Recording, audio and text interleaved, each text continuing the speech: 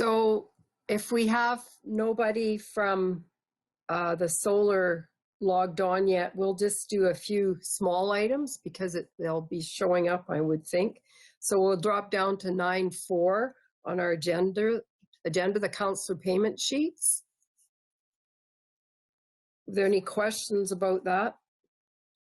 If not, we can accept those.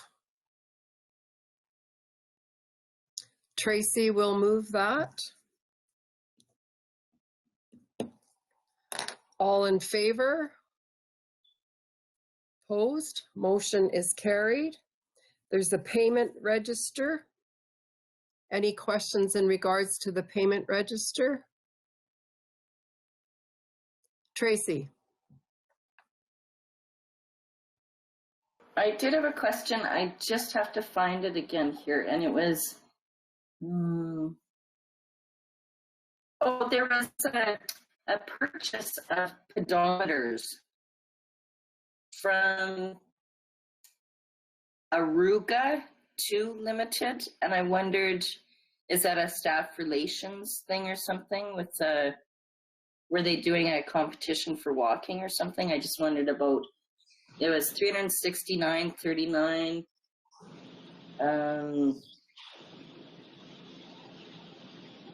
Invoice 2341. You're correct. That's what it was for. Okay. Thank you.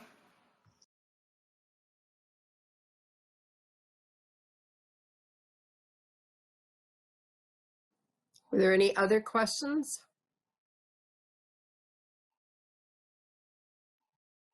Do we want a motion to accept the payment register?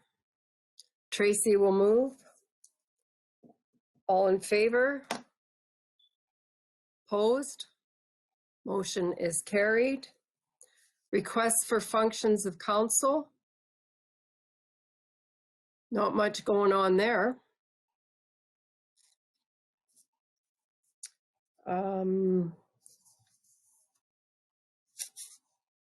We'll go down to item 11, committee reports, if there's anything else. Most of them are there. Are there any other? Joint services did not meet. Were there any other reports or comments that people wanted to make about that you didn't get in? Is everyone planning to be online tomorrow for the RMA session? Yeah.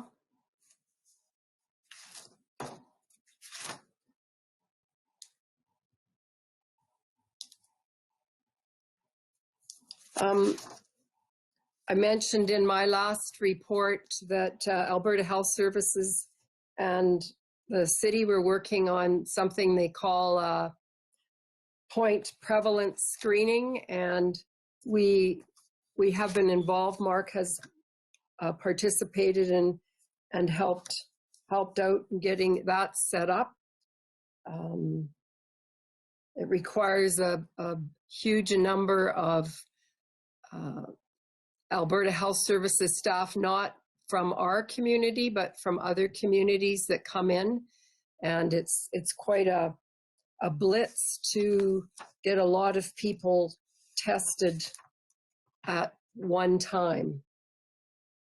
It's been quite successful in other areas. And so with things like that happening, our numbers will continue to rise. But the concept is the faster people know that they are infected, because there are quite a number of people whose symptoms either are very mild or not at all.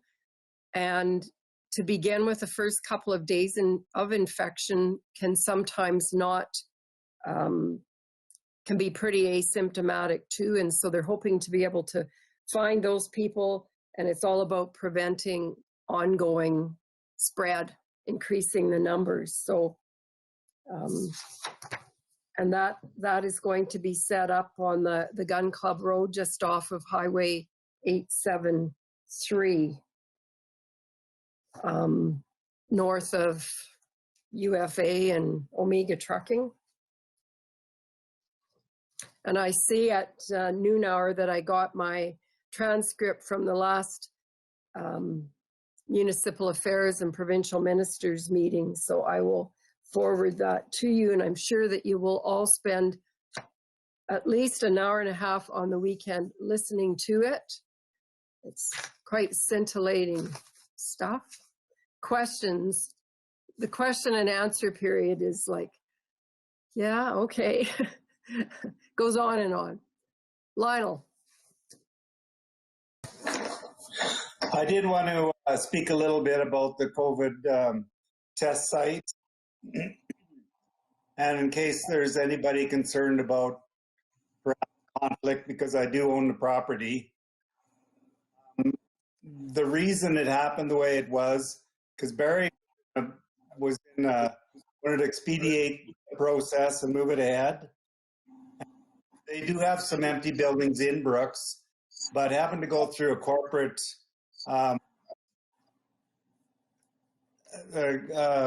request and then getting an answer from them, he was worried about the time frame that would take. And so with myself, it was a half an hour, and he knew that he could use it. So that happened the way it did, or that's why it is where it is. Not only that, I mean, it's a fairly good location.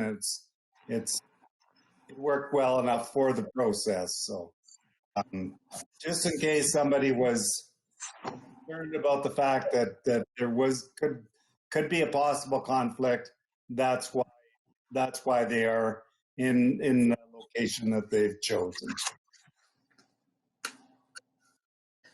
Alberta Health Services is also, and I know they had a meeting yesterday with some community social services looking at trying to set up some isolation places possibly in local hotels for people, because we do have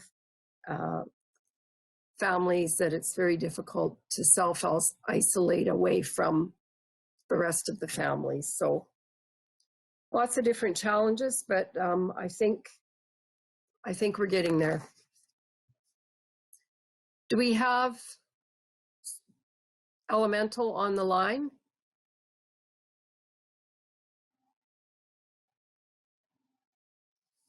No, we don't. Okay, well, we'll carry on. Any other items from reports, committee reports? Well, let's just go back and start into our main agenda that we left off at then, and so we'll go back to item 9.1, prioritizing potential economic stimulus projects. We were given a list, and so I'm sure people have some ideas about those items. Item 9.1.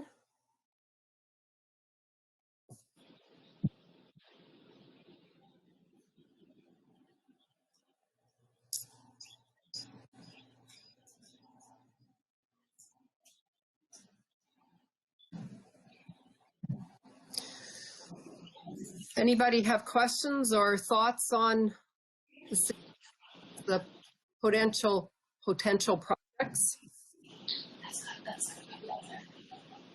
Oh, yeah.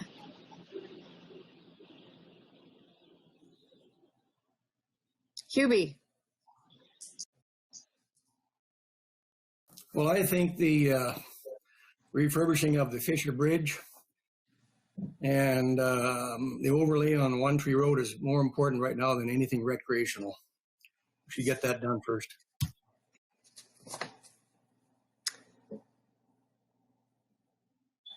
Okay.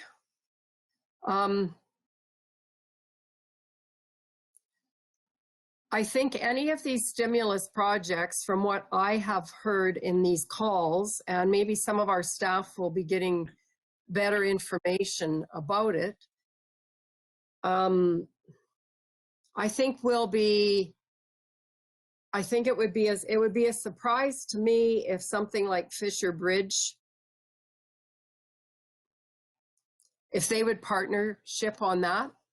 But perhaps they would. I really don't know. I don't think they know either. Everyone's waiting on the feds to sort of see how they're going to participate possibly in stimulus projects is with the province.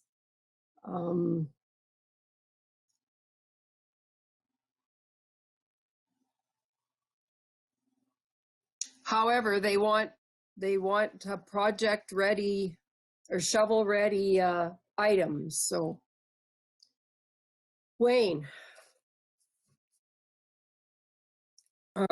I kind of made a list of things that I think the fire halls in Scandia and Patricia should be top of the list. Those the one in Scandia is just not adequate. It's tiny and they can't do anything in it.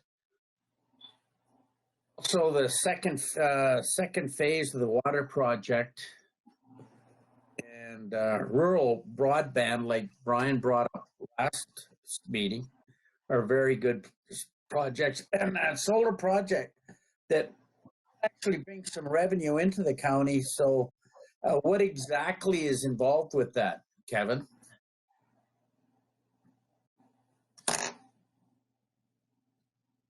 Still have a option or lease option on the remainder of our quarter section here. But I know that the leasee had mentioned earlier that they would have been open to any partnership arrangements, P3s, or if there's municipal, federal, provincial, anything like that, they would have been open to explore that. I think the bottom line with the solar incentives are that they need to have a certain amount of revenue, at least a half, that has to come through the granting mechanisms in order to make them viable at their current cost structures. So certainly if that was something that the granting authorities were wanting to move forward, because it would be the biggest employment of all of that, you know, probably upwards of 150 or 200 staff for the construction period. And if that's the intent of the program, it may get special consideration because it checks off a few things off the list. Of course, we would have to talk to the lessee and make sure that that is ready. But I know they are construction ready or fairly close to construction ready. At least they were. So, you know, I think it would, if it became something that was of interest, we could do some discussions with them and find out what is actually available. But we don't know what the province is going to be after in terms of funding or not. And we don't believe that we would be able to advance a handful of projects. Hope to get one. I think we're probably going to have to limit it to a couple and see if we can be successful.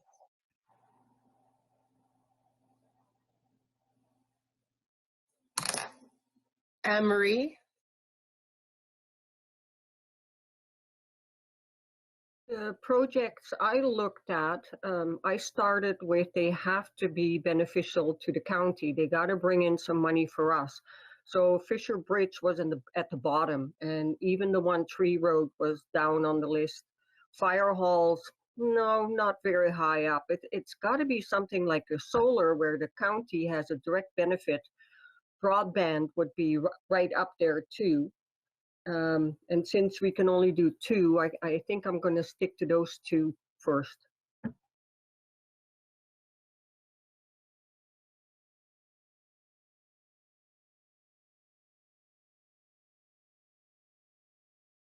Tracy?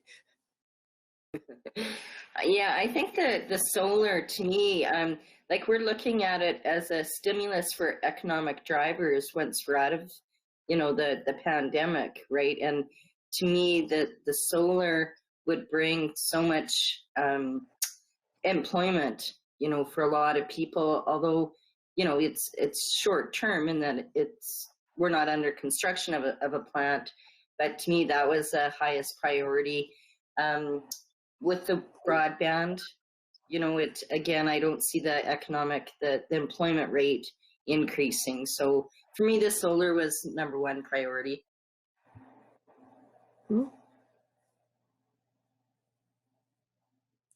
Brian?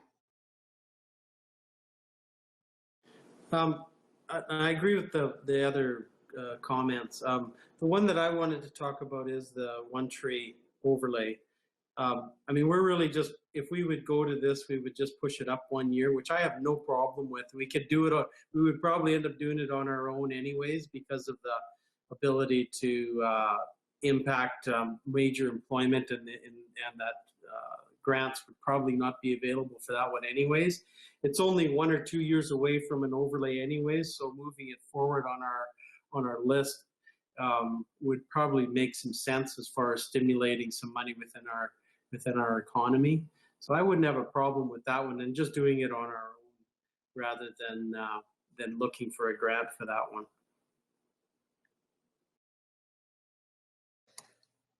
Jeff, are we ready to go back? No, just a comment on the One Tree Road there, and all great points that you made there. We did the study and finalized that last year. We do have money in budget this year to move to a tender ready package. So that's excellent. We have very not very high level, but high level costs estimated associated with the project. The timing with that project is that a couple of bridge files are recommended and definitely needing to be replaced on it. So the timeline with that for construction would be bridge files this fall and winter, and then the overlay work and sloping improvements and so on and so forth in the spring. So I totally agree that getting that to a tender ready state can be done quite quickly and is in the queue regardless.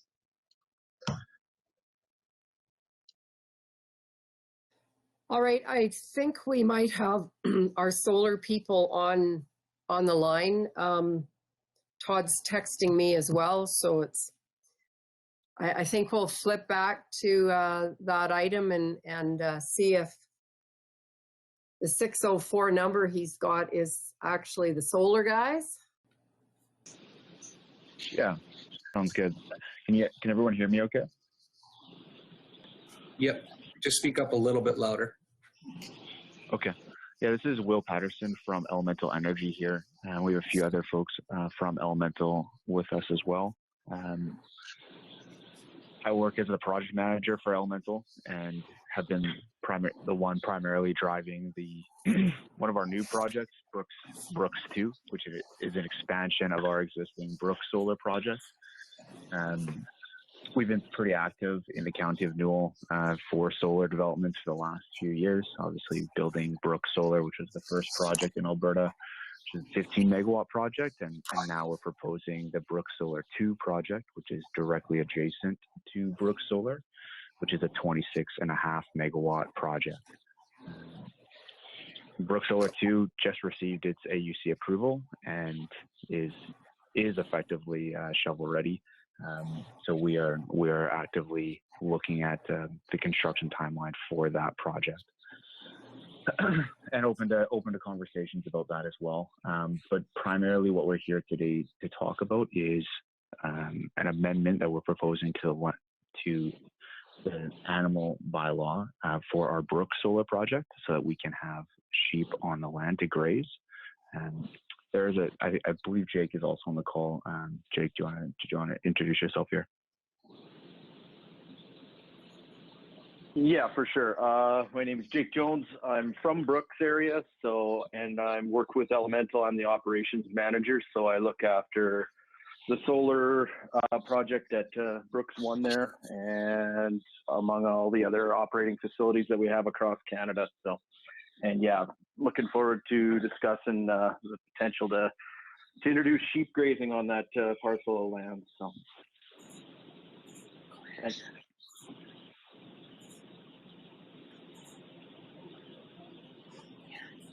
Okay.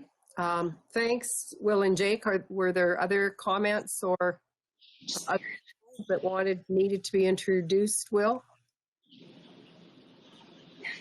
Hey everyone, this is Dan Eaton. I'm the Director of Project Development with Elemental. I think I've met most of you over the years. Was involved with the Brooks 1 development and also pretty involved with the Brooks 2 development, although Will's really been sort of running that. Yeah, just been listening in, and we're sort of keen to look at grazing for other projects as well, and obviously, as Will said, so looking to be more active on other projects in the county. So yeah, wanted to listen in and say hello. Thanks, Dan. So from the elemental side, are there any other people that wanted to be introduced or say anything? I think those are the three from our side. Hi, Molly. I could speak a little bit. Okay. Yeah, okay. So what Elemental Energy is requesting is they want to have a greater amount of sheep on their property. The current solar property, Brook Solar 1, the current animal control bylaw allows for a total of 10 sheep. And Elemental Energy is requesting to have 100 sheep on that property so that they can maintain vegetation. In their letter, they say that they have hired a shepherd, and they also have some dogs that will help maintain the herd and make sure everyone is in line. It sounds like things are fairly well thought through, but I think any questions can be answered by these gentlemen. The animal control bylaw does say that any increase in the amount of animals can be approved by council.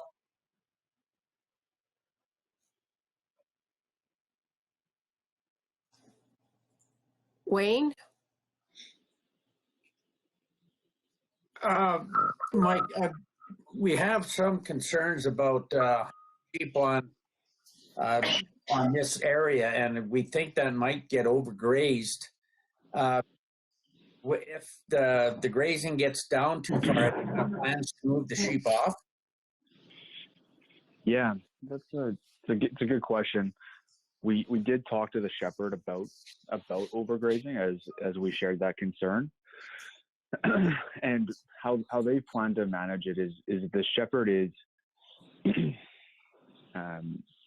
will be maintaining, I guess, kind of doing proactive checks on the sheep to make sure that certain areas are not overgrazed, and where sheep need to be directed, or if overgrazing is occurring, then they'll just direct the sheep in those areas, away from those areas.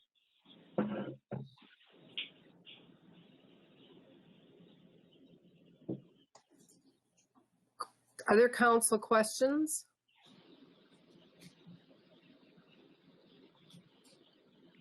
Tracy and Kelly?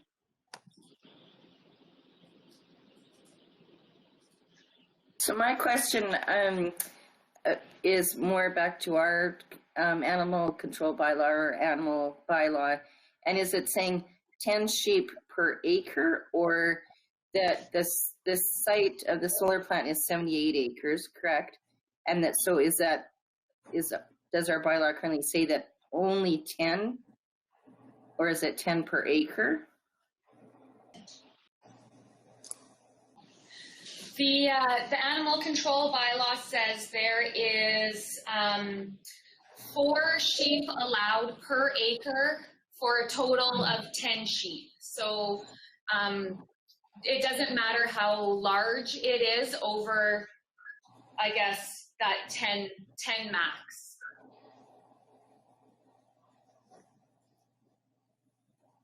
Mm.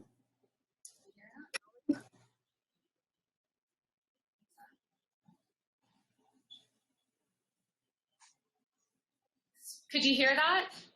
Yeah, okay. did hear it. So my question was along the same lines.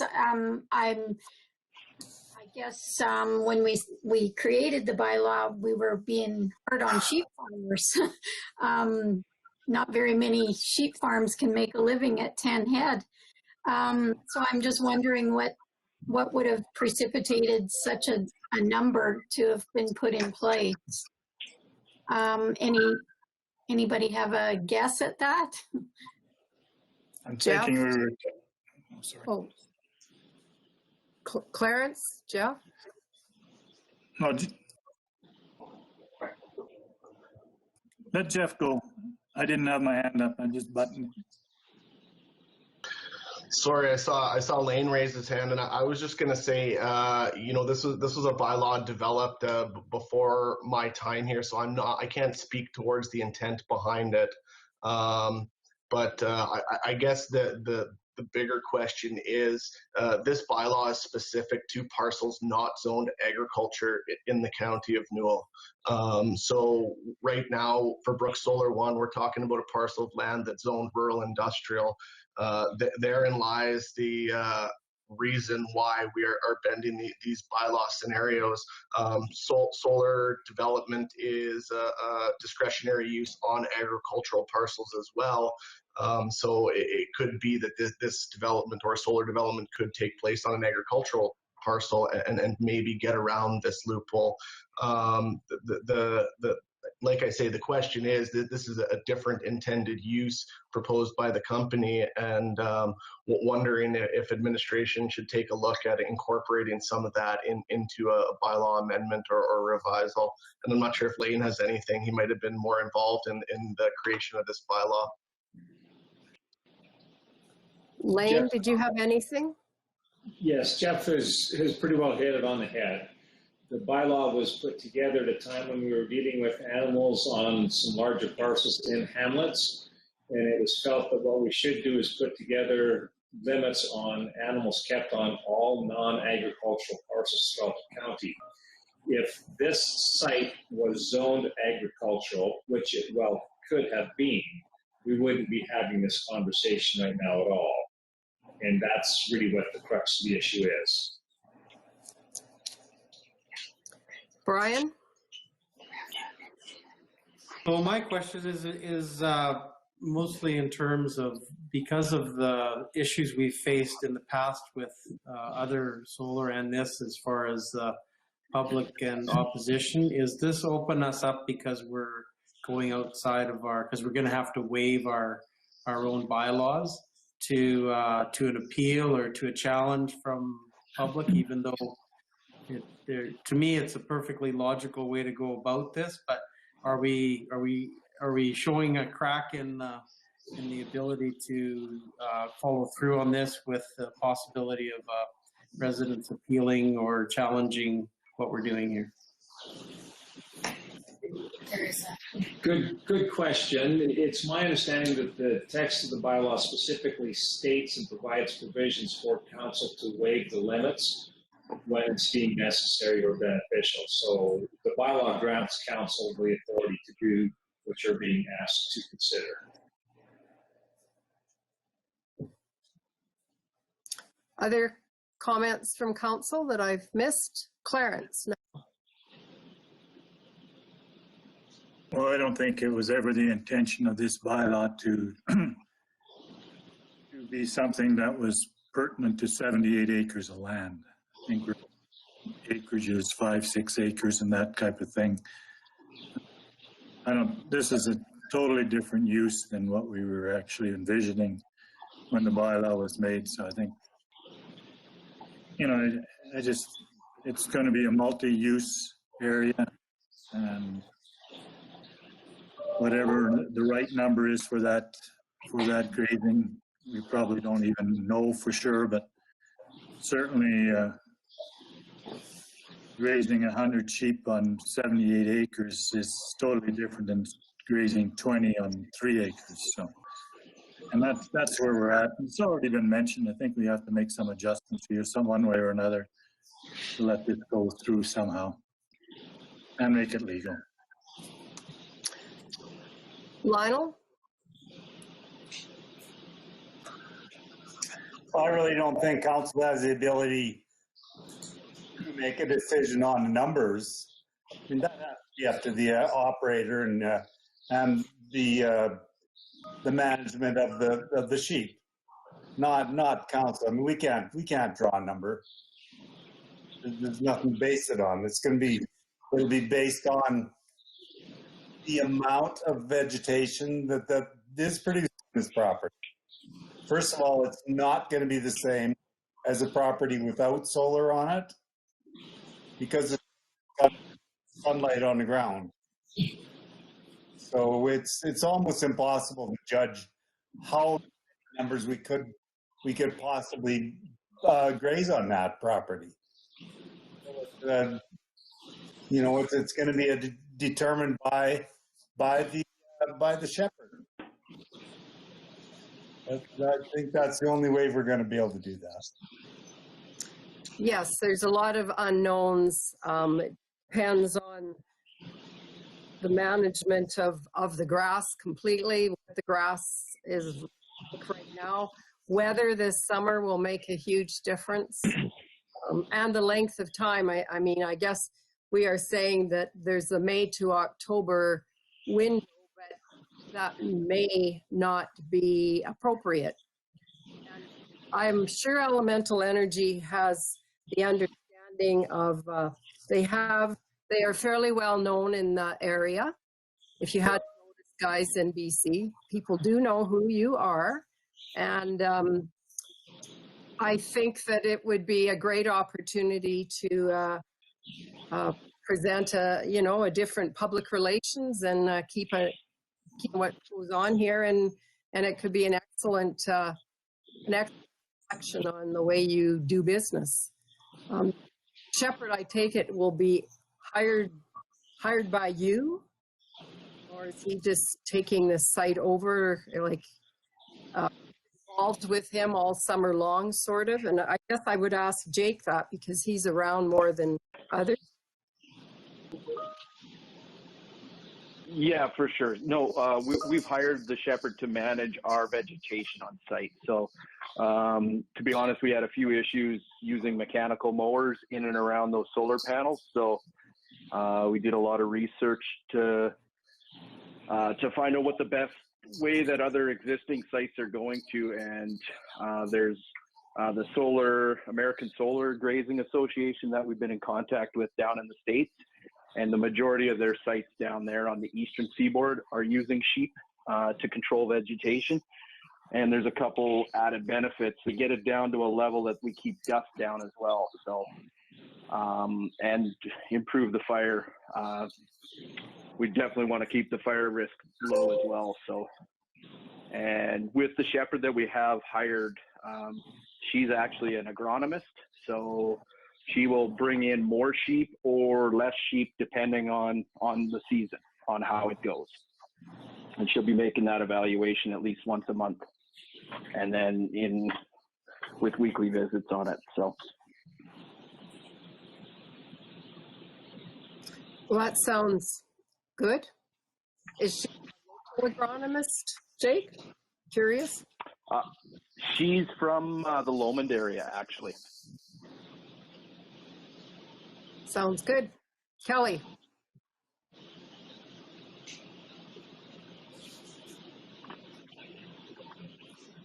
Kelly, you have to unmute. I like telling you that, and now you get to tell me that all the time. I just want to point out to the guys that this wouldn't happen if it was in the city of Brooks limits. So we're happy that you're in the county of Newell limits. I'm prepared to make a motion that we permit sheep to graze on this property as the agronomist or as the shepherd sees fit.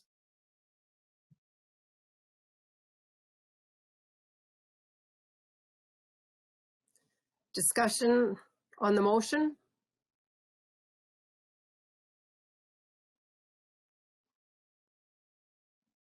No discussion, further discussion. I'll call the question. All in favor? Opposed? Motion is carried. So Elemental folks, nice to visit with you again today, and we look forward to watching the progress with the sheep. Yeah, sounds good. Thanks, everyone. Appreciate it. All right. Yeah. Thank you, everyone. Yeah, thanks a lot, everyone. Stay healthy. Yeah, you too. Bye. All right, Council, we'll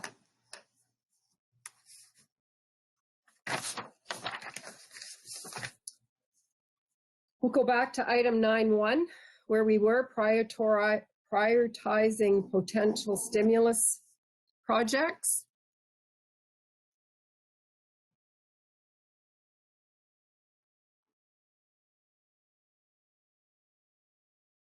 And it's sounding as though there is some interest in the solar concept. And so that somebody, I think it was Kevin, mentioned we would need more information on that, would we?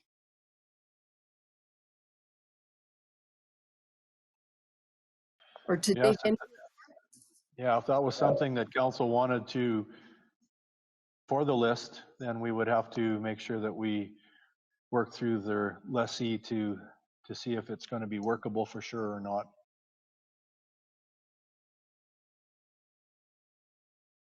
Brian? This comment is in regards to all the things on the list. I just hope that if something becomes available, we're not going to consider things that we normally wouldn't do. Like whether it was in a 10-year plan or a 5-year plan or whatever terms that plan.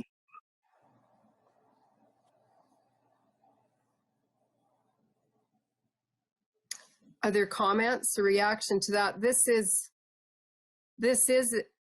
we're looking at something that would stimulate our local economy through providing jobs. So I'm not so sure, Brian, if that is something that we normally consider.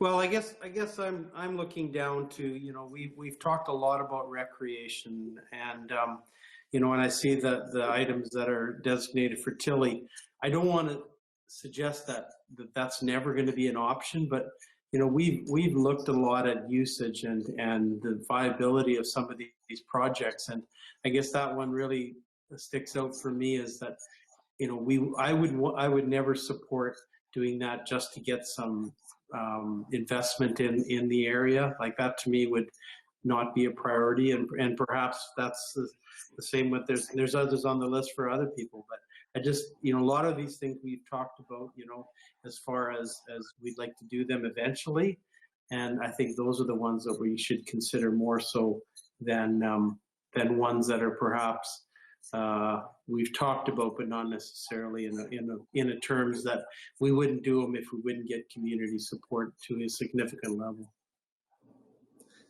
And I hear you on that, Brian, too. Clarence. We've talked a lot about how we're going to offer water to the rest of the residents in the county if they so desire. And I think we shouldn't forget that one. It's something that we know we have to cross that bridge sometime in the near future. We were leaving it till after we kind of paid down some of the dollars that we're still owing. But I think we should perhaps get a little bit of handle on what demand there really is out there and get a clearer picture of what the second phase might look at and have some discussion on it, because I think it definitely will be on our agenda or on somebody's agenda on council in the near future. And I think maybe we have to not forget that one, because it will happen. We do get requests, and I think we need some kind of policy. We need to have an idea of what it's really entailed.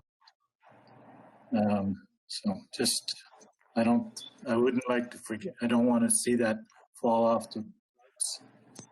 I agree fully that the solar one right now is probably, for what we think is these dollars will be trying to initiate, there's probably the number one. also give us some dollars coming back. So I have no problem with that. But the other one that I really look at is that how do we completely roll out that water availability to all our residents in the second phase? How do we do that?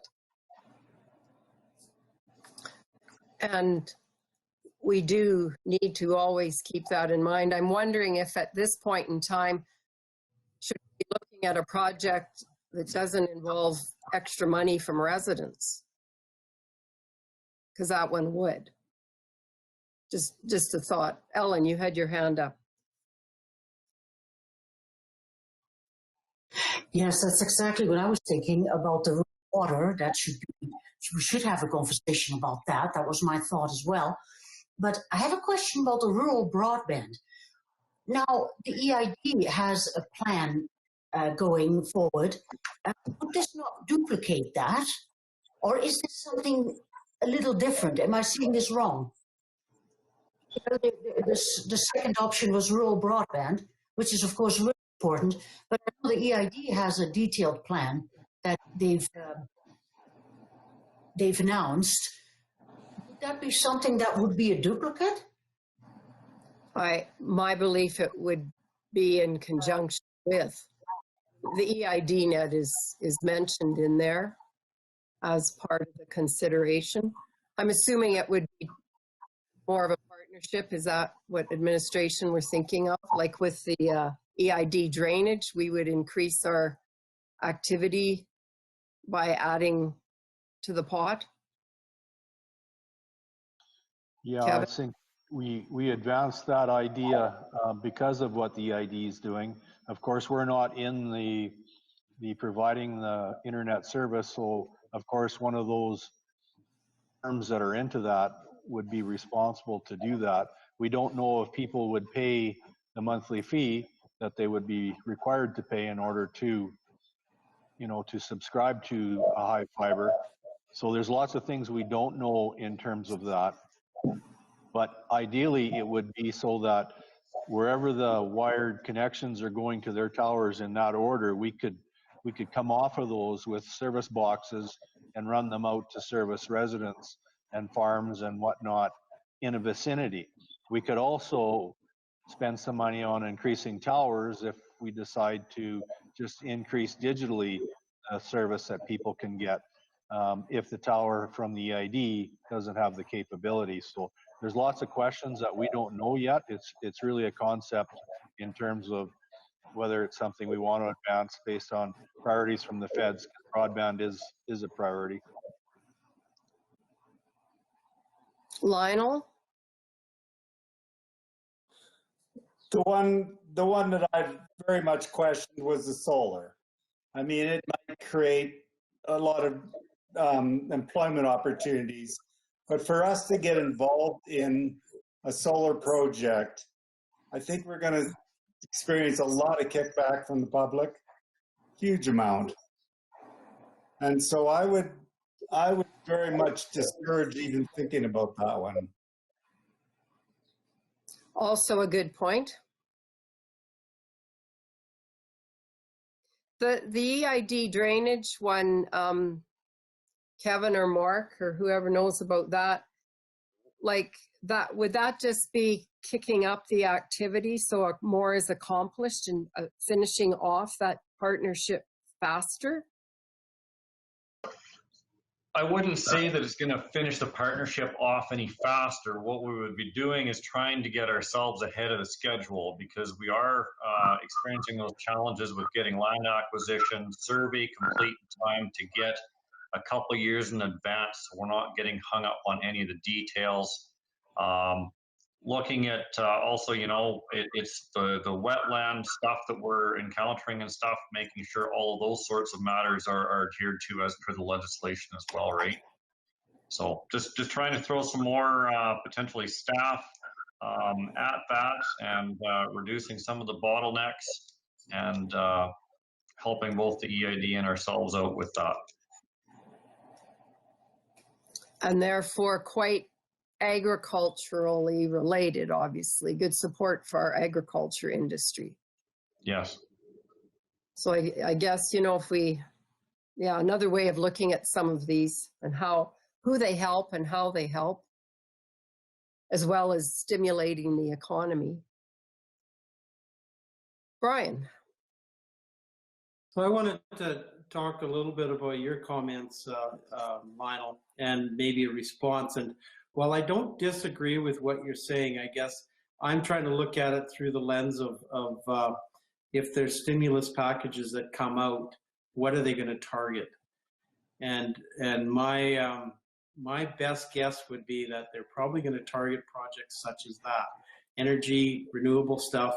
And if we can leverage 25-cent dollars into employing that kind of people and putting projects, I guess that's where I would probably swing over to the other side of where you're talking about, and that I would support that, because that is leveraging your money a longer way. If we had to do it 100%, absolutely, I totally agree with you. But if the priority projects are ones that are such structured in such a way that support not only the national government but the provincial government's ideals into what they've identified as priorities, and that's one of them, I'm reluctant to leave those dollars on the table.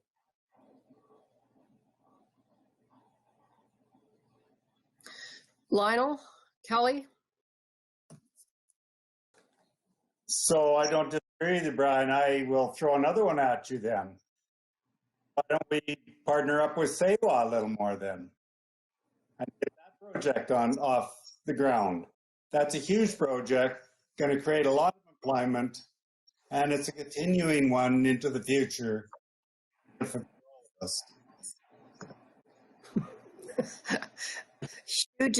good point,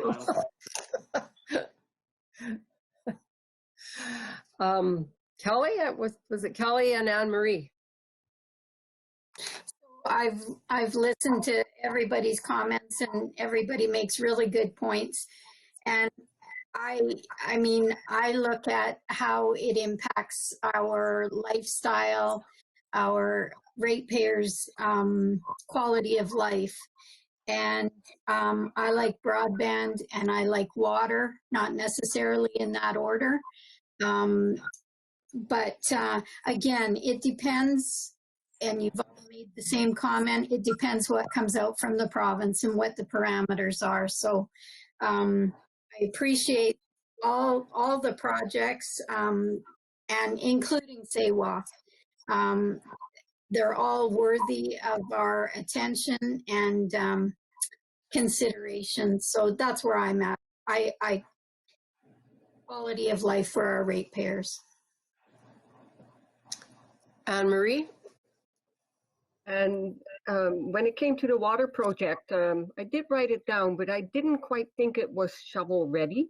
So that's why I kind of put it lower. But now listening to the conversation, another option could be is that we bring our main water line outside of the county. So we have partnerships with other counties. So we're multi-jurisdictional, and I'm thinking Wardlow, Cessford. I don't know where they get their water from, but that would be one big main line going out.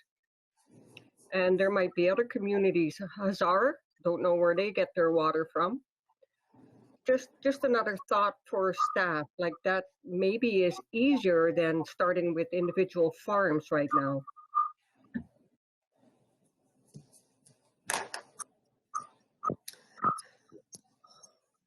Lionel? Jeff? Talking about Wardlow, Cessford, their water may come from Hannah now. I know that line goes to Pollockville presently, and how much further south it goes, I'm not sure. Jeff?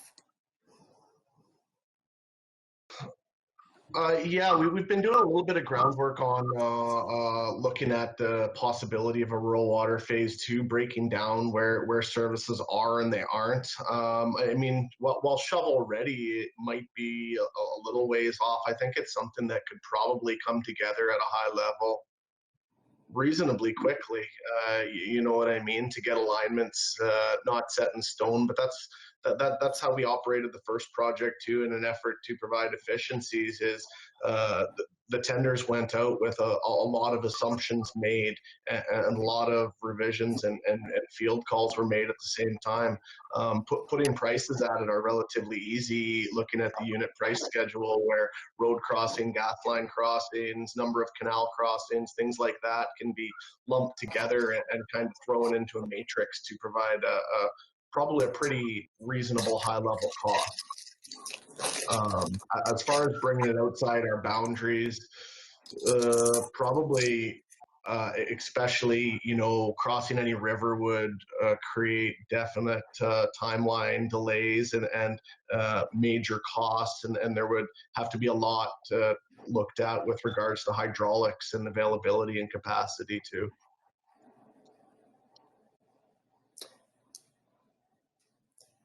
So shovel ready, I'm never quite sure what that means, but from what I'm hearing from infrastructure in these calls, these are things that they want to be able to get going on this construction season, like right away. So is that a consideration for these as well, like looking at choosing the ones that would be available?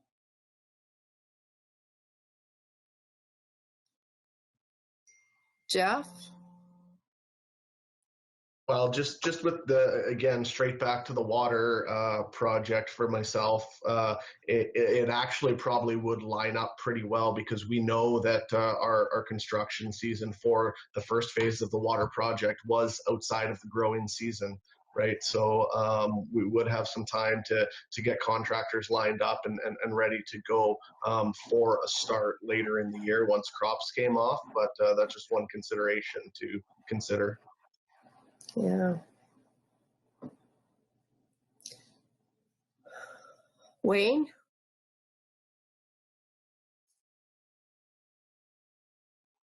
Unmute, Wayne. There. On this water project, do we even know where we want to go, or have an idea of what people want to hook up to it? Because we could design something. We've got to design it from where we're going. So another consideration most definitely is a registration process and how that's structured and looks surrounding this, and who wants to be hooked up and so on and so forth. So again, another consideration that, like we did with the first project, we can do an overall design to look at high level things such as number of connections, length of pipe, number of crossings, most expensive connections, least expensive connections, but there's definite consideration to be given on how to roll out an implementation of that. So some of these projects involve other parties, like the solar one we would need to get more information on. The broadband and I'm assuming broadband and the EID drainage would require some consultation with EID, is that correct? Or not?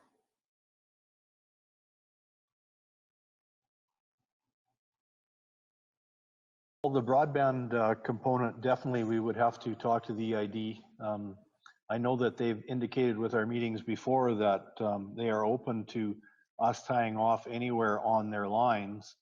And I know they're open to servicing those people from an internet standpoint.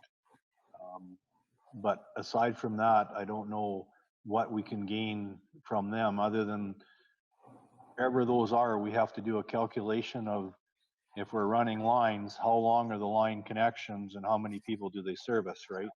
And how much is the county prepared to subsidize that? We do know from the EID that they said it's going to be run around $40 a meter average to be able to put the line in, get it installed. So, you know, those things we would have to definitely get sorted out, I think. In terms of the water, we also have to determine what level the county is prepared to subsidize. The first phase of the project, I think the average connection cost was about $32,000 per connection.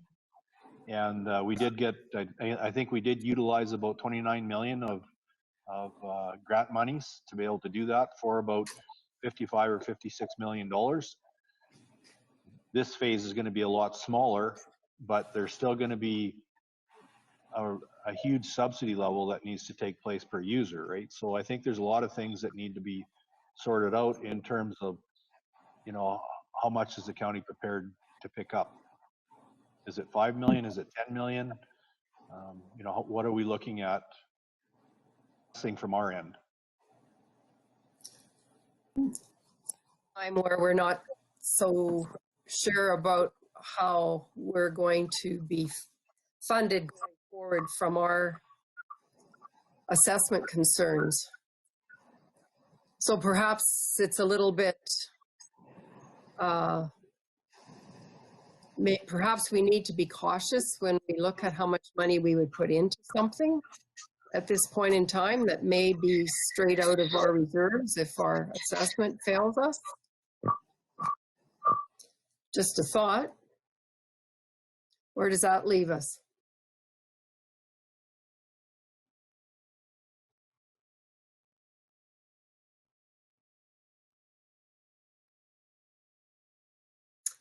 Wayne.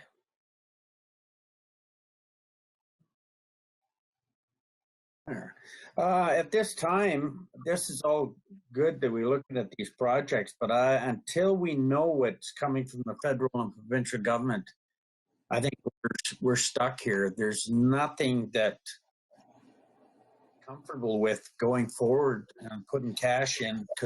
Agreed that we don't know where our assessment's going to be in the future. So I think we have to be cautious and we're looking at it, but we know where funding. So provincial and federal funding come from. This is about as far as we go. Well, if we're going to submit, we need a couple of potential projects. I don't think there's going to be bazillions of dollars available. The whole concept is stimulus funding, putting people to work. So maybe we need to limit our thinking along those lines.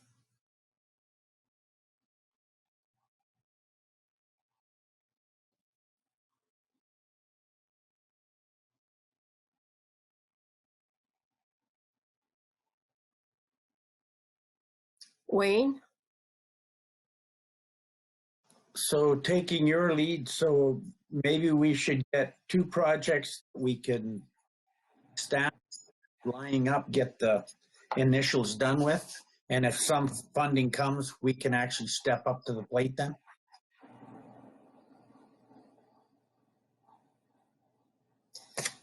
So what would those 2 be, folks?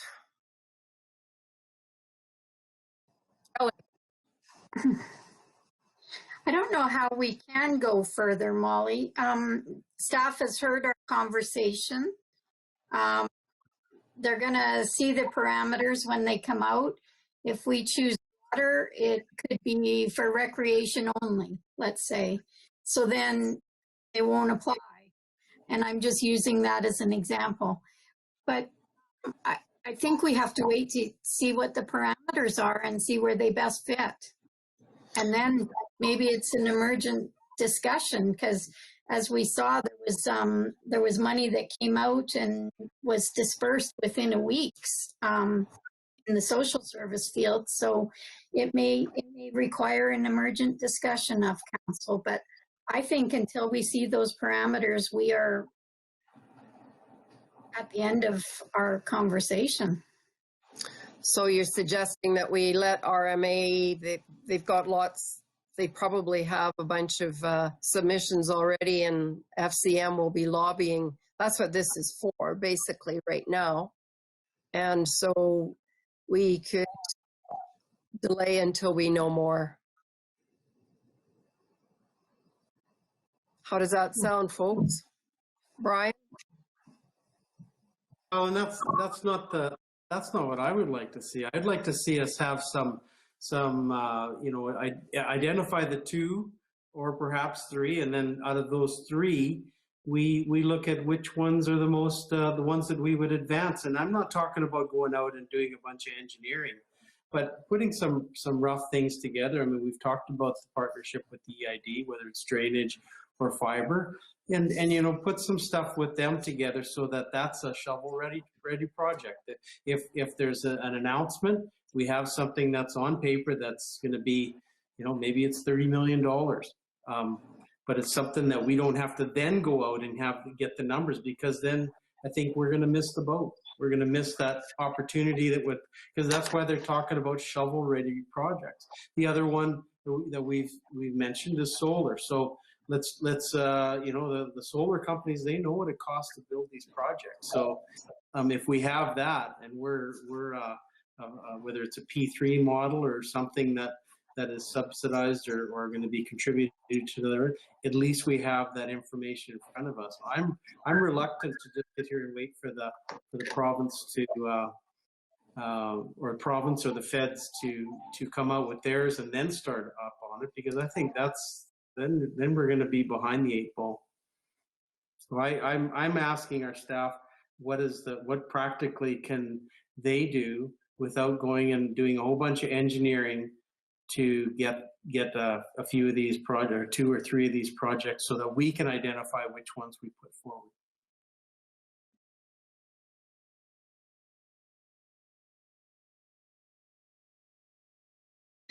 I think the partnering projects are probably good too. Wayne, Mark.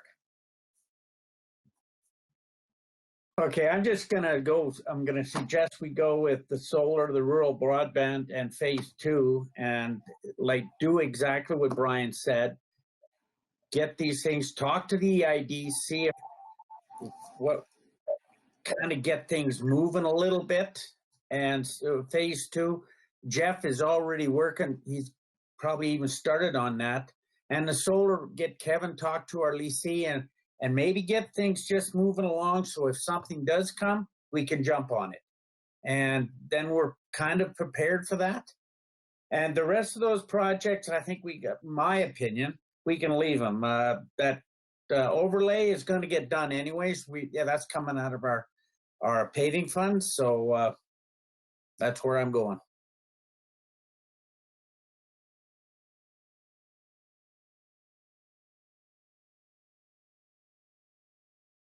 Microphone, Molly. Kevin. I think it's a good idea to come up with the list. I do think that there is some relevance to knowing how much money is going to be available, because if we're looking at a $30 million solar project and that's not even going to be in the queue, if they're only looking at divvying out $2 or $3 million per grant, then it changes, I think, which projects need to go on that list. I mean, from our perspective here, look at this, the new fire halls in Patricia and Scandi are going to be required at some point in time. That won't be money that's wasted. They're not going to be huge scale projects. The same as the Tilly Sports Complex. If in fact we do need to have an arena in the county that's newer than what we have going forward for the next 40 years, it is a project too that if funding was going to come at 1/3, 1/3, and 1/3, I think we could fund the $2.5 million from our recreation reserve in order to get that done. And it's not adding any additional costs to us because those facilities already exist, unless when those facilities are done their useful life, they're no longer there and they're decommissioned and demolished. But so I do think that there's going to be a scale to this, and that's kind of what we don't know. To think whether we could get a $30 million project, if we could, and it meets the parameters of their program, it'd be foolish not to advance the solar project, because for a $10 million local investment where you can generate tax revenue as well as revenue from power sales to be able to offset your costs that you put in, I think we would be, regardless of financial position moving forward, if it makes sense from a financial perspective of what it's going to cost to what we get back from it, it would be foolish not to do that. So it's nice to hear the projects that council likes, because I think that's sort of what we want to hear. But we do need to understand what the province and the feds are going to pay in terms of grants, because some of them aren't even considerable without enough dollars to be able to do them. So Kevin, do you guys have enough feedback from today? Or you want us to throw out some and just say, don't even look at them, or? Well, I think we've heard various opinions. I don't know we have consensus on things, but if the programs come that to the volume, I think what I heard is that the solar, the rural water, and then the broadband would be what council felt was the most important. For big money. Yeah, if they don't come to that kind of volume of dollars, then I'm not sure after that what I heard.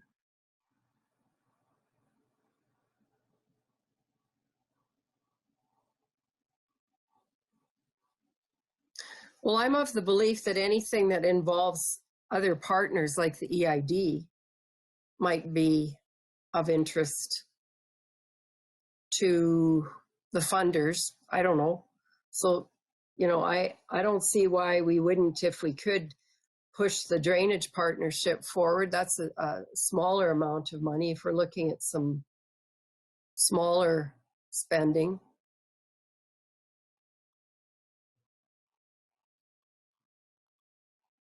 And you mentioned the fire halls and the Tilly stuff. So that's sort of lots of, I think there's lots of ideas there if we can wait and see what goes on when the details come out.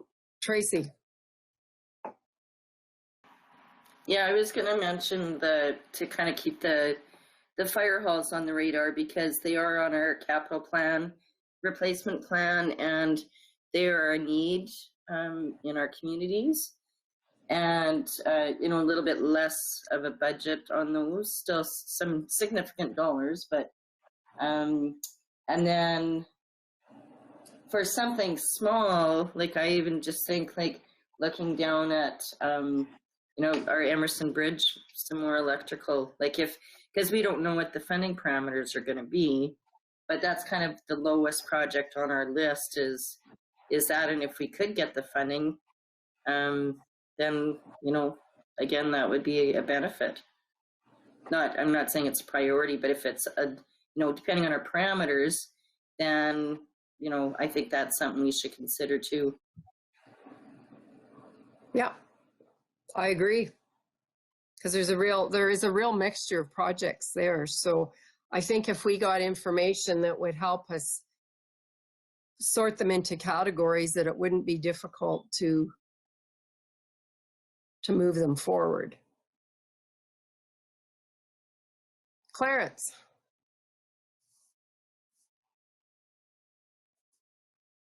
I don't think we're going to get those parameters, and what they're asking for now is projects so they can lobby for funds. We're not in on this initial one. I think we're already behind the 8 ball, so I'm not scared to put in 1 or 2, but put in 4. There's no problem with that. Whatever hits, and you got more chances of something hitting and sticking.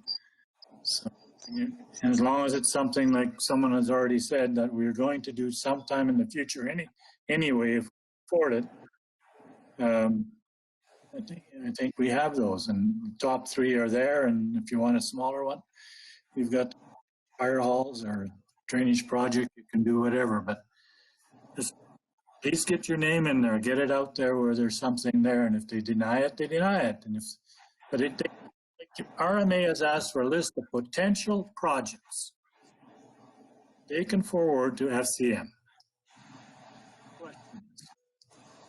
So you can put the potentials in. You don't have to do a whole pile of work, I don't think, more than information we already have, and see what happens. If something sticks, it sticks.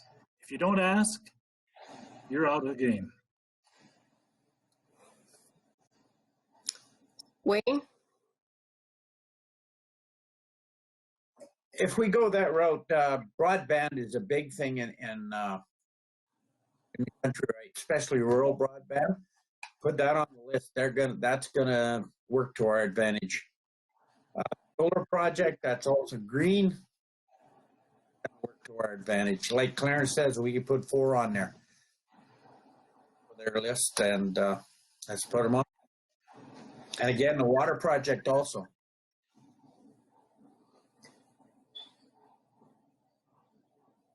And these are not lengthy submissions. I think they're just a sort of, like there's two, what I'm hearing on these phone calls is the RMA wants stuff to lobby for the money, but the province is already saying, give us your ideas. Like, tell us what you can do. So there's some really mixed messages. I think everybody's waiting on the feds to make a move, but if the RMA wants some ideas, we certainly can give them a wide range, from big ones to small ones.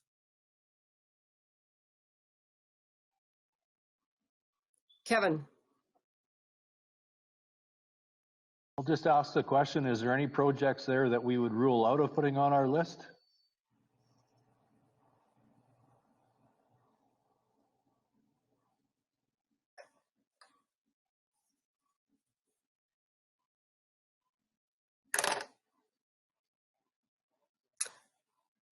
Clarence.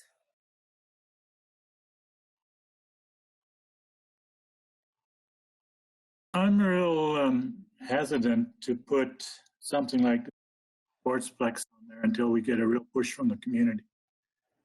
That's where the push has to come from. And I think that has to be there before those things to be. I think we should be fronting that. I think we can aid it, but the push has to come from the communities to build something like that. And that would be one of the ones that I'd be hesitant to do, just for that simple reason. Hubie? Well, the original quote they gave to build the facility here in Chile was $4 million. Now it's double that, so I'm not sure what they added to that. I'll have to check out. At our last rec meeting, they decided they don't want a rec board, a regional rec board. They want to do it all themselves here, and if the mill rate goes up because of it, so be it. But I'm still wondering about that extra $4 million, where that came from. Kevin? Yeah, so we threw the numbers in what we thought it would be. That's an upper limit of if they're going to be replacing the curling rink with the arena. The $4 million may have been just an arena. I don't know if Jeff is still on here or if he's gone. No, he is. Yeah, he could maybe comment a bit on the construction side of things, but it's just a ballpark number. It maybe could be done for $4 million. Like I said, we would have to talk to the people, but if something like this does qualify for 2/3 funding, I think plan to replace those facilities, it would be wise to try to get this window, because I don't know if there'll be another window like this in the foreseeable future. Jeff, did you have anything to add? I have never built a hockey arena and or a curling rink, so I do not have much background on the costs associated with them. I feel that the numbers we're talking are probably pretty realistic in the grand scheme of things when looking at what others have done and what they've come out with and what the costs associated have been. But there's too many variables to peg anything, I think, more particular than what we have down there.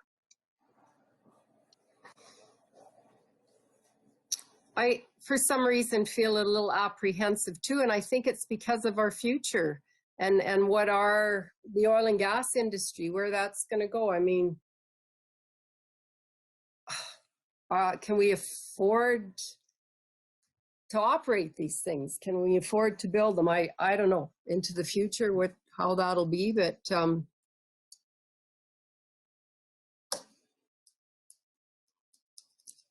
maybe I just worry too much. I agree with Kevin. If there's dollars there, but it does need to be community led. And it's easy to say you can just raise the mill rate, but really? For recreation, I don't know. It's hard to look at our future at this point in time and how it may change. However, I think we're working too hard on this. I think we should get staff to figure out something they've got to put it's short form for these first round. And by the time that RMA finishes lobbying with FCM, that's just another bigger RMA that's lobbying with the feds. I've never really had a great lot of confidence in what FCM does in their lobby efforts. So we could put ideas down and send them into RMA, and it does depend on the funding. The province may come out with some really strict stimulus things, and they can't all be about building roads because there's only so many road builders left. There has to be a variety of projects, I think. I don't know how else to go forward. I don't think we'll get consensus on everything. And Kevin's question was, is there anything on this list that we definitely would not look at?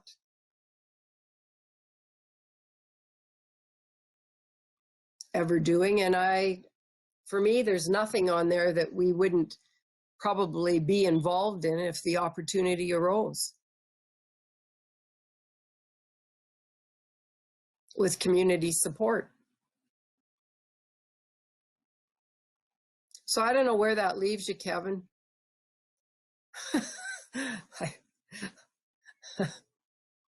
Out in the middle of Lake Newell without a paddle. But it's just the first step. It's just, yeah. Yeah. Brian. And I guess I'm looking at it a little bit more from the actual, as you articulated, Molly, coming up from the municipalities to the province, both urban and rural, and then being advanced to the FCM, and then being advanced to the government. And so what aligns with priorities? And rural broadband is one of them. Clean water is another. Those are all things, energy efficiency is another. So, if we as a group, if we as RMA advance 35 different things, I think it's going to be self-destructive. But if the different counties, and we can't speak for other ones, but if we're aligning or if we're advancing projects that fit a federal and a provincial perspective, they'll resonate way better. And that's the best hope that you have of freeing up some money to support those projects that you're putting forward. So I don't disagree with anything anybody said. There's nothing there that I would systematically take off if it had community support like the Tilly rec facility. But again, it would be contingent on that community being supportive of it with their dollars, with their own dollars. Same with Fisher Bridge. If the province come to us and they said, well, we would do Fisher Bridge and pay 50-50. Yeah, we've done it in other roads. I don't know if I would take that off the plate either. It's not a high priority for me, but I don't live there either. But, from the whole perspective of being partnerships, the ones I think we should advance are the ones that have not only provincial appeal, but also a national appeal. Right, because the One Tree, Fisher Bridge, and the old number 1 are definitely province and municipal things that we could do together if money was provided in some way. And those are things that are on the agenda. If it's a federal initiative, definitely the ones at the top are the 3 biggies, I'd say. The recreation ones, the fire and rec, we have to deal with regardless. As Kevin says, if there's dollars out there, we would go after them.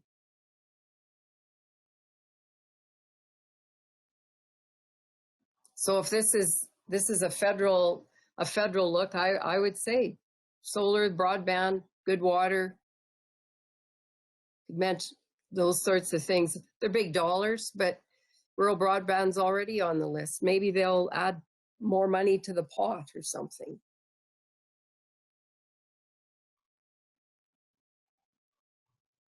I'm moving on. I don't know how else to deal with this. This is first of all a list to FCM, and as I said, I don't have a lot of confidence always in the work they do. So I think from a provincial perspective, if all of a sudden they said give us some projects, we've got some. We've got 3 projects there that we could give them tomorrow. So, and we should do that probably too. I think we should send in something to the infrastructure and transportation people about One Tree, Fisher Bridge, and Old Number One. Old Number One, I guess, that is totally ours, so isn't it? That's nothing to do with the province, no. But they might be interested in it. So maybe we should do that with the province and submit those to infrastructure, as they want one-pagers on how we could partner. So we could do some big ones for FCM and some smaller ones for the province. That would put us ready for, will that work? Yeah, I'm seeing council's heads nod.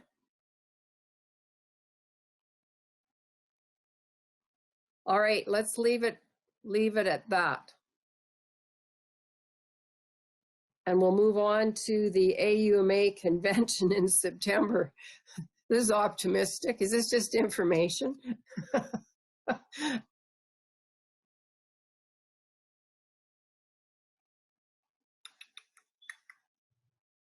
Where are we?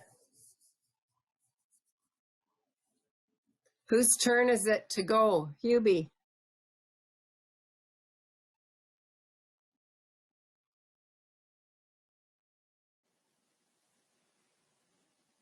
Clarence, somebody had their hand up. Is it Last AUMA, I went with Ellen, so somebody else has to go this year if it goes.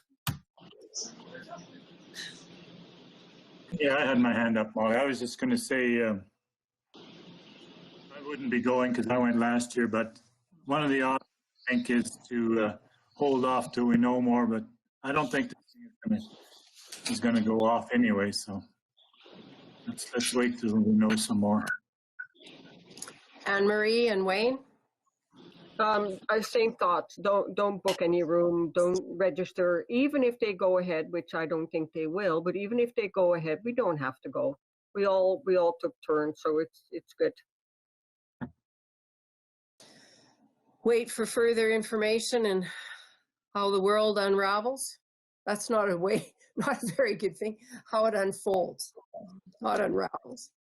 So we'll take that for information. And I say book the rooms, we can always cancel. Doesn't cost us anything. Don't even bother, Wayne. I think sorry, Molly. No, go ahead. In correct me if I'm wrong, Ariana, but in your background, non-refundable. Yeah. Said this 25% non-refundable. So yes. I wouldn't book anything. I went to the very first one. I'd go again, but you wouldn't have to book me a room. I have a room that's available for me in Calgary with my kids. So it's not a problem. But I'm not suggesting I would go. I'm just saying I wouldn't book it. Yeah, there is a note that to reserve rooms, you have to put down a 2-night deposit that is non-refundable. We're not going there. We're not going to book rooms. No, we're just leaving it alone. Okay, the annual report is next on the agenda, item 9.3.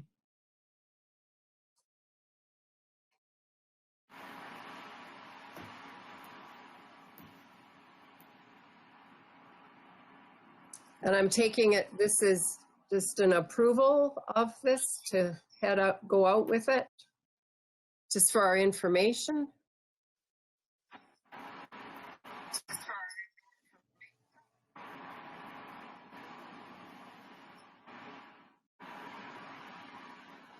Where's Ariana?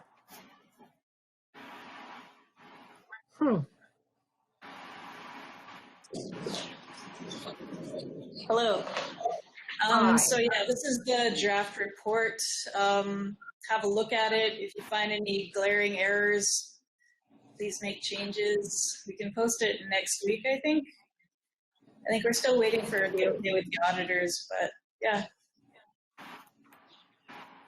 Any feedback for Ariana at this point in time? Look good, Clarence. I didn't read every word, but I'm impressed with how it's organized and how it looks, and good job. Mm-hmm. Love all the beautiful pictures. You can tell I love the numbers too, but the pictures are great. So have it for some bedside reading, and if you see anything in it that seems strange, let Ariana know. Okay, that moves us down to Pen 2, the Rolling Hill Cemetery Company land. That name.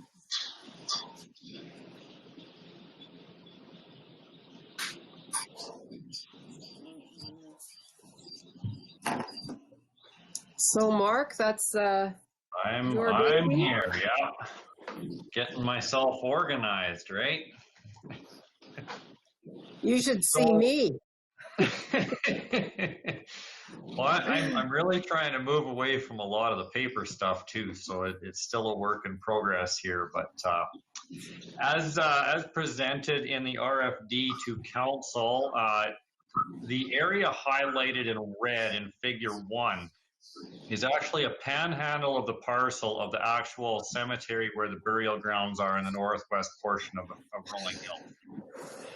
With that, there is actually a developed road used by the public, used by ourselves for accessing our sanitary lift station, accessing our stormwater pond and stuff, used by Grassland School Division, as well as residents throughout the community, driving across that private parcel of land. In the past, we have dealt with these situations as we've come across them. We had identified to council many years ago that there are multiple locations where roads cross private land. It was agreed to at that time, or at least the direction of council was, as you come across these, let's bring them forward, deal with them, because we're not going to be able to deal with all of them all at one time. So take an approach to it that makes sense. So here we are. As part of the 2020 budget, we had identified a section of 4th Street West for road rehabilitation. It is to take us upwards to the access point of the lift station and stormwater access. The rest of that north of there is somewhat reasonable. With that, in order for us to carry on with maintenance, in order for us to effectively or accountably spend those dollars on the road, we should be looking at acquiring those lands from the cemetery company. We can only buy 10 meters of land due to existing residential houses and stuff shown in figure 2. You're like 12 meters off the west face of a residence there. North of that residence, we actually have 10 meters of road allowance, which would make the road allowance 20 meters, but we're not going to be able to get it for that middle section. So looking for council's direction on how to proceed with that. Generally, when we've done this in the past, it's been, we make an offer where we bear the cost for the legal registration, stuff like that, if they're willing to transfer that land to our name for the nominal sum of $1.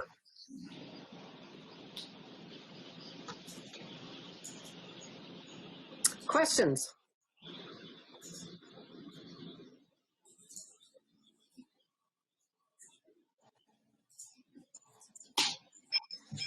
So everyone thinks we should carry on with this and get her done? Tracy?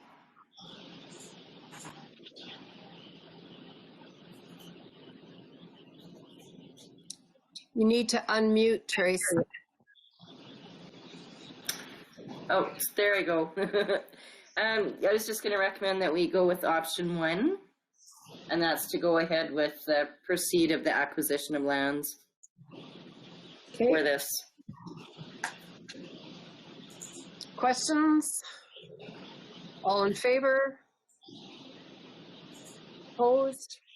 Motion is carried. Thanks, Mark.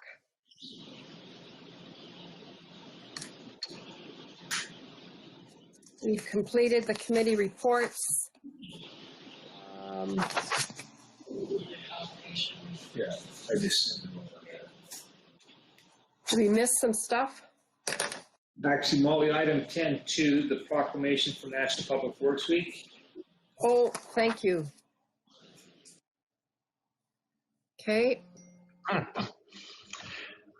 Yeah, I'd present it, except I just closed it, so I can't even read it. So trusting that you've all read it, we have for the last 5 or 6 years requested council to proclaim National Public Works Week, the 3rd week of May, celebrating all the good things that public works and municipalities do to grow and sustain our communities. Looking for your decision if you're willing to proclaim it again. We'll put the advertisements in the newspaper and such like that, and move forward. So. Sounds good, Mark. And our proclaimer, Anne Marie doesn't have her hand up, but Wayne does. Are you moving it, Wayne? I'm moving 1. Okay. There we go. Favor? Opposed? Motion is carried. Thanks, Lane. Was there anything else from page 1 and 2 before I keep going too fast?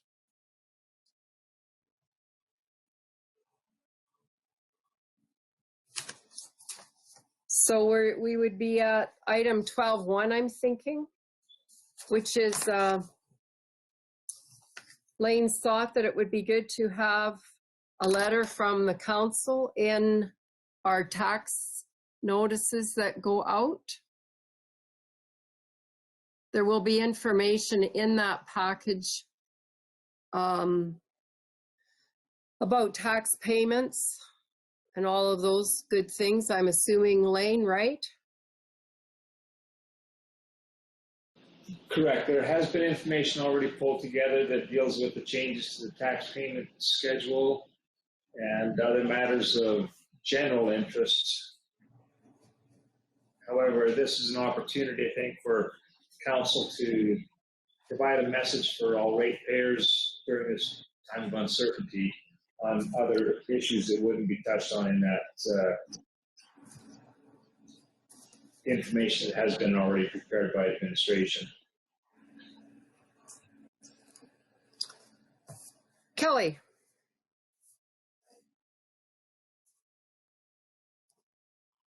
So I was thinking your optimistic and upbeat letter that you wrote would be a good addition to the tax bill as well.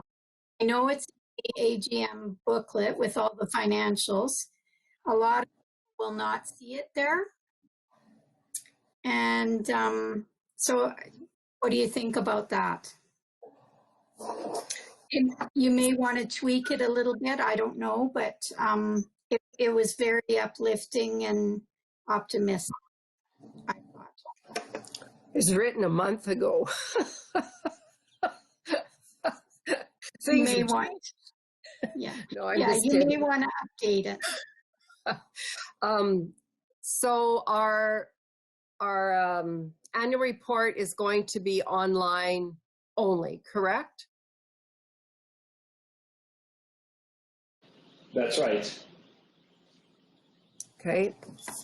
Well, Kelly, I can certainly have a look at that letter and the ideas that are there and use some of them for sure.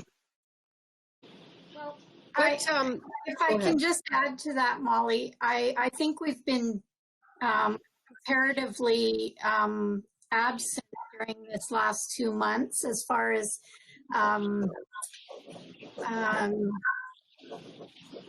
in the media and that sort of thing. So I think this would be a good opportunity to get our thoughts and our best wishes out there, as well as thanks to ratepayers for all that they're doing and the efforts of staying away from their grandchildren specifically.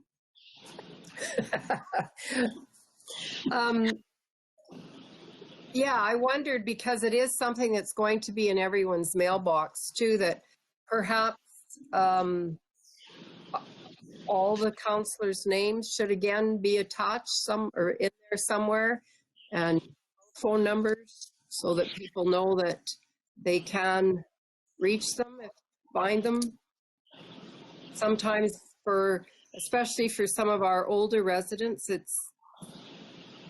they don't maneuver well online, and so if they have a phone number for everybody, their division councillors, I think that's important too. In this, it wouldn't take a lot more space up. I agree, Kelly. It would be good to. It has been quiet from the county, but things are quiet in the county. Things always are quiet in the county, which at this point in time isn't a bad thing, I guess. When you think about a letter like this at a point in time like this, optimism, what would you like to hear if you were a resident of the County of Newell from your leadership? Tracy. Clarence. Yeah, I was just going to mention, like, I think in answer to your question about that, it's just that to know that as a council and the county, as far as operations, we're still trying to take care of, it's still businesses being looked after. We're still looking out for the county's best interests. Just basically along the lines of what you had said in your letter. Also, I'm just wondering about, like, I know we use social media and online is such a big presence, but I just, right now, because COVID is so sensitive to our seniors, like, I just want to really make sure that we're reaching out to them in the best way possible. And I think, Molly, you commented about seniors not having a great online presence. So I'm wondering, like, can we also, if you devise your letter, can we put it in the Zano paper, maybe, and the bulletin, or, it's not going to cost a lot of funding to do that. But I just want to make sure that we're really reaching out into all aspects of media at this time. I think that I know, even watching John read the bulletin and the Bazano Times, and I think you're right, Tracy. There's something local, and and there are a lot of people that don't go online. I totally agree. I really try not to be online a lot. If you're on Facebook, and you can watch TV all day until it drives you crazy, but there's not a lot of local stuff. And out here where we are, I just can't turn on the radio and get the Brooks News. The only way I can get it is through computer. So there's got to be other seniors in the community that can't get it either on local radio. It's an FM thing, and it doesn't come everywhere on radio like it used to. So that's a good point. Think of that. Clarence, and then Kelly.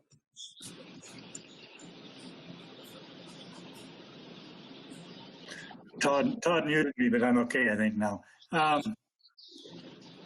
If I'm not on council and I'm getting my tax notice, if I can't pay my taxes, I want to know there's been accommodations made, and that's going to be in there. If I can't, then the most important thing is the 8% reduction. I think we have to be careful not to overload. Keep it short, whatever we do. because they'll read their tax notice, they'll see how much it is, and they'll read a few things, but they're not going to read 3 books worth of stuff. Nobody does. No. So keep it short and make it very pertinent. And if it can all go on one page, keep it that way. Yep. Kelly? Lionel? I agree totally. The other point I wanted to make, and it's around PR, is this work that Mark and his team have done. I don't want that to be missed within the community. I think that the County of Newell should be credited for stepping up and providing.